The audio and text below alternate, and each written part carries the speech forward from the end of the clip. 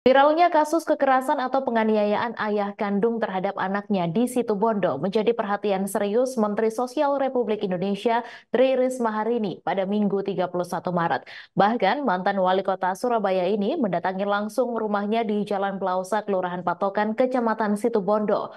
Rombongan Mensos tiba di Situbondo sekitar pukul 12:06 waktu Indonesia Barat dan langsung turun dari mobil menuju rumah korban kekerasan anak tersebut. Informasi selengkapnya akan disampaikan langsung oleh wartawan Tribun Madura, Izzy Hartono. Silakan rekan Izzy.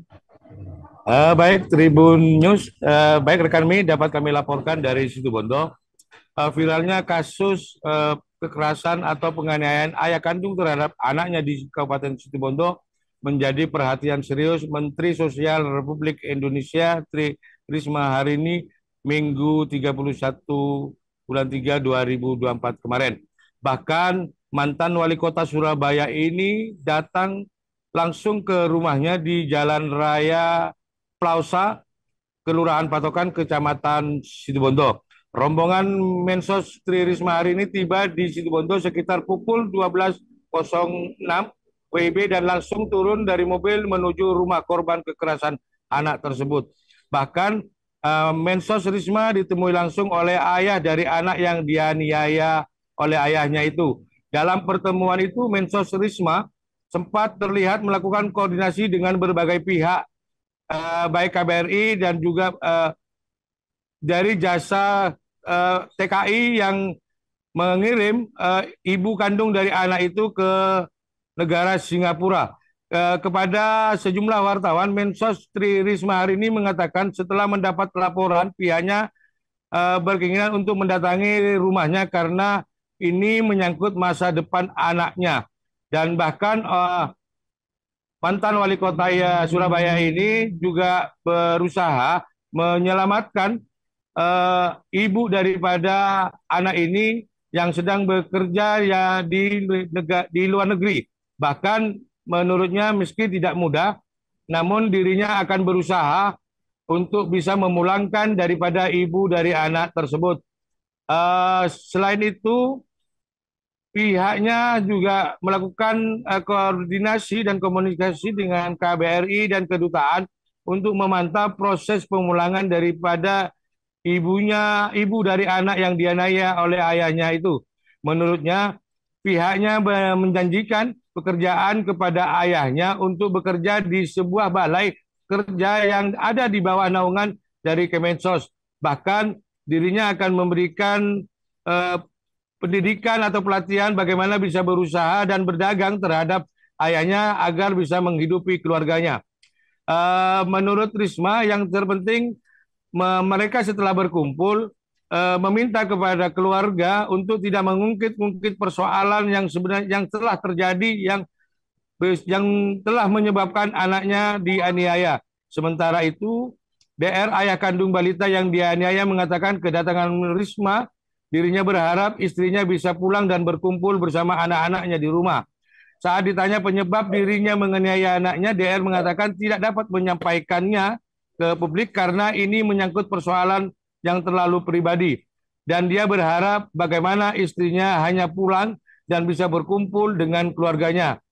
Bahkan dirinya sebelumnya tidak memberikan izin kepada istrinya untuk bekerja ke luar negeri. Bahkan dengan nekat istrinya berangkat sendiri dan meninggalkan dirinya dan anak-anaknya. Bahkan eh,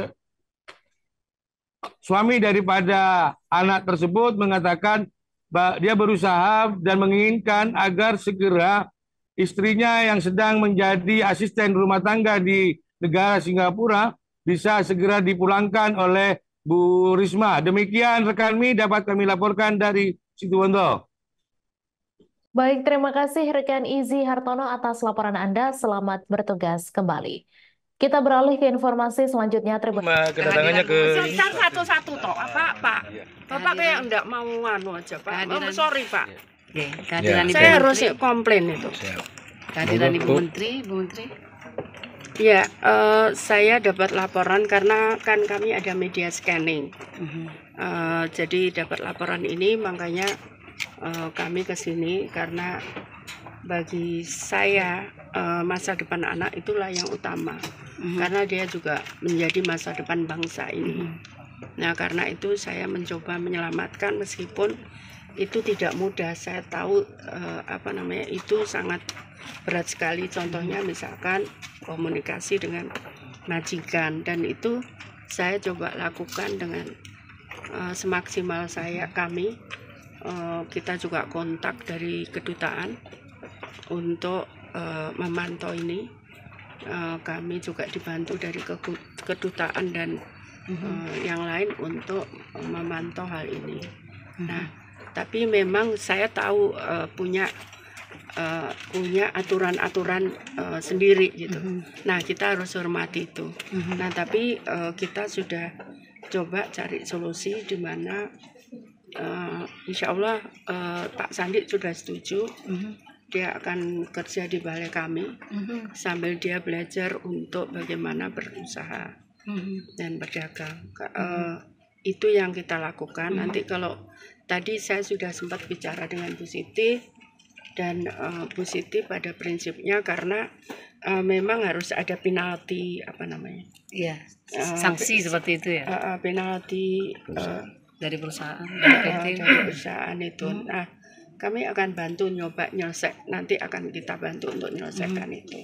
Cuman kan sebetulnya bukan masalah itu. Yang paling utama adalah masalah nextnya setelah setelah berada di Indonesia berkumpul. Karena itu tadi saya sampaikan tidak boleh ada lagi ungkit-ungkit apa-apa. Yang penting adalah untuk masa depan anak-anak. Oke, Pak Sandi. Gimana lagi Pak merasa nantinya ya semoga aja tertolong sampai istri itu benar-benar bisa pulang ke Indo lagi Pak. Sebenarnya apa sih penyebabnya Mas sampai melakukan itu loh? Penyebabnya sih kalau itu nggak bisa ngungkapin saya Pak, soalnya pribadi banget tuh Pak. Sangat pribadi ya. Betul. Harapannya istrinya pulang gitu ya? Iya, cuma harapan istri itu bisa pulang. Bisa kumpul dengan keluarganya gitu betul. Ya. Biar saya yang mencari kerjaan sampai kemana aja saya siap Pak. Yang penting istri bisa pulang ya? Ya. Sudah berapa lama istri di luar Mas? Istri di luar sekitar 3 mingguan lebih. 3 mingguan lebih. Ya, tanggal 6 ini dia baru 1 bulan. Kok kenapa bisa diizinkan waktu itu Mas sampean?